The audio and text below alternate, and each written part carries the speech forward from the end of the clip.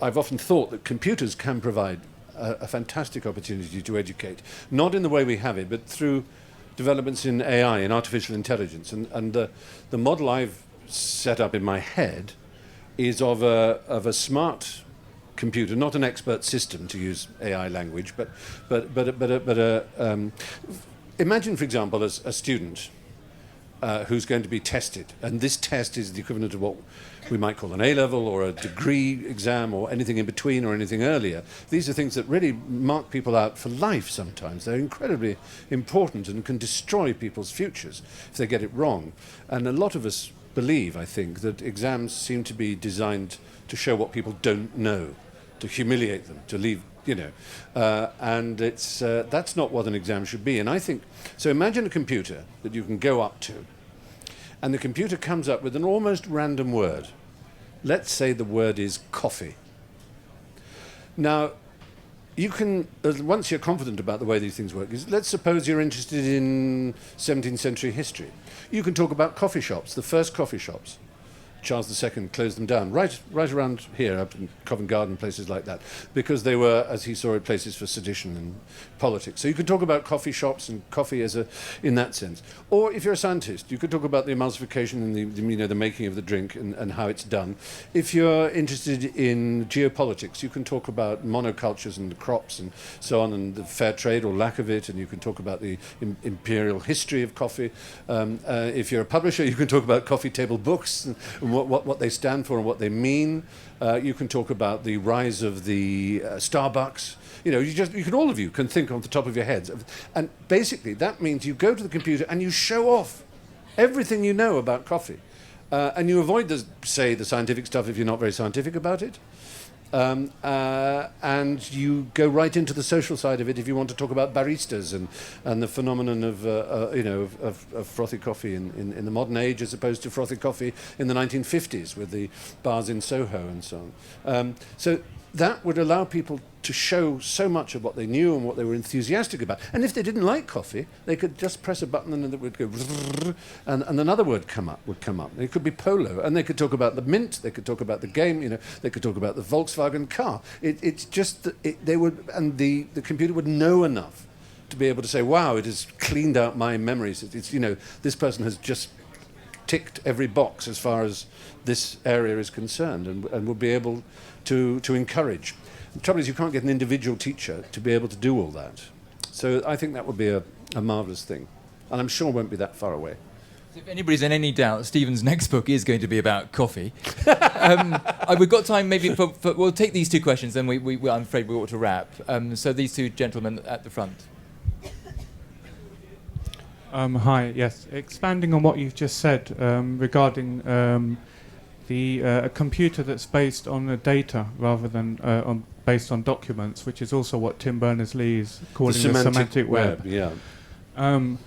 My partner Evgenia, when she was developing the MapFi project in response to your invitation, we talked a lot about it, and one of the things that is driving her is the idea of being able to go to this game and being able to find out everything there is that you could possibly know about coffee, in which case it would fit into this idea of, basically of the semantic web. And we discussed at length the idea of artificial intelligence within computers, which is presumably what Tim Berners-Lee would like to see happening with Web 3.0. But she talked, my partner is discussing the idea that artificial intelligence, it could present us with a big danger. Is that something that you have also considered?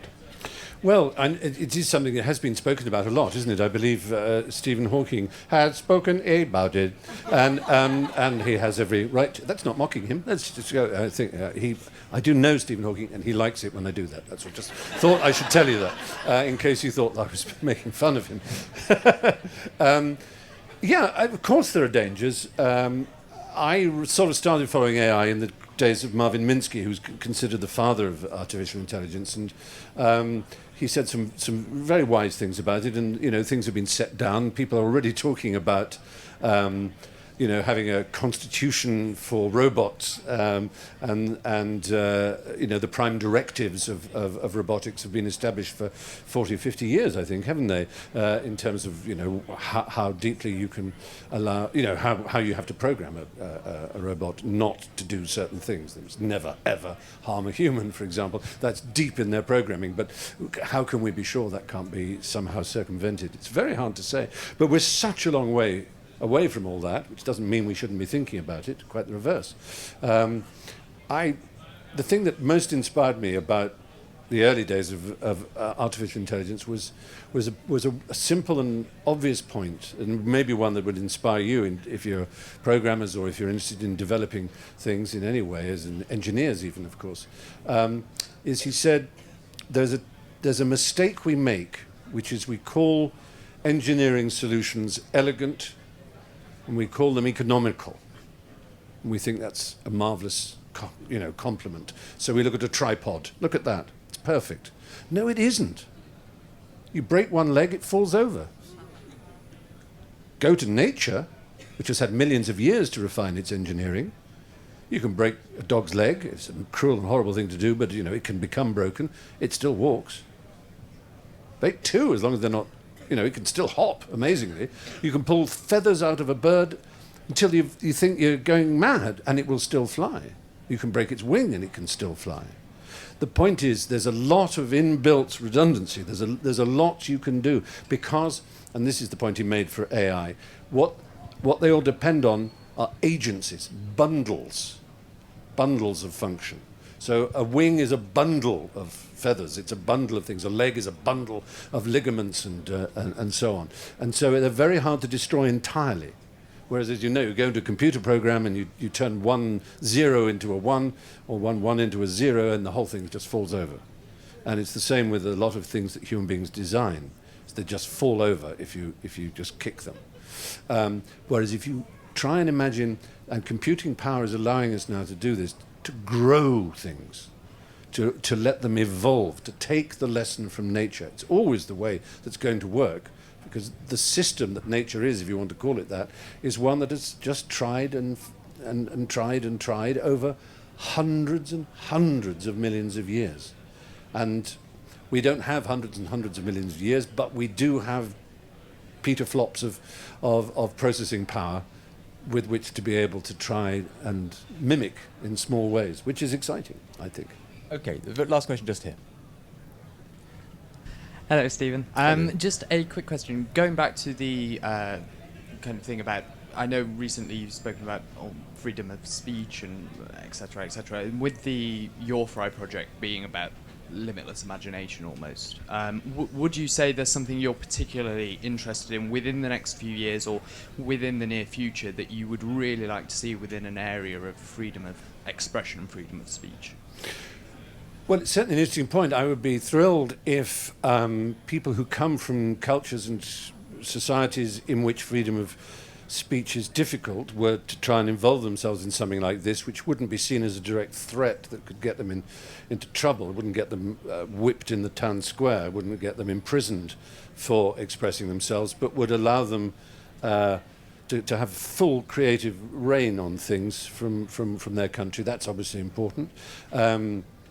I've been thinking a lot about this whole freedom of speech thing because people, I think, get a bit not confused, but there are differing views. With the Charlie Hebdo, I set my stand out and said, that people should be free to offend, and I believe that. And people tweeted me and said, well, suppose we offended, homosexuals. I said, well, fine, you can write an offensive piece about homosexuals, as far as I'm concerned, and I would have permission to write an offensive piece about you as a result, and call you a fucking idiot. That's how it goes. That's how it works. That's fine. But I also wrote a piece for Holocaust Memorial Day, which is tomorrow, I think, in which I talked about having met this extraordinary woman, Anita Lasker-Wallfisch, who was a survivor from Auschwitz, who was a cellist. She played under the baton of Alma Rosa, who was Mahler's niece, and incredible woman, very tough, very extraordinary. And we talked a lot, and the thing I sort of came away with, which is something I've thought about before, is for the Holocaust to have happened, and it's the same in Rwanda, there's the radio station there, the De Colline radio station, which for weeks broadcast, that Tutus were cockroaches. Kill the cockroaches, they're cockroaches.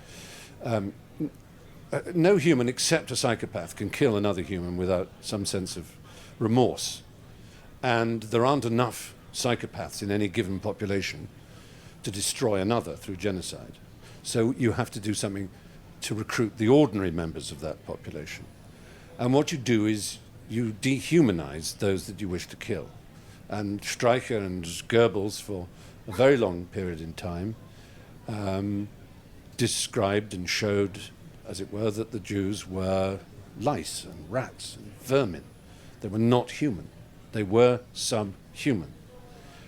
And if you grow up, if you're 5, 6, 7 years, 8 years, maybe 9, 10 years even, of that, because it was 43 that it started to be put in train, and 44 and 45 that the Holocaust truly exploded in terms of the death camps.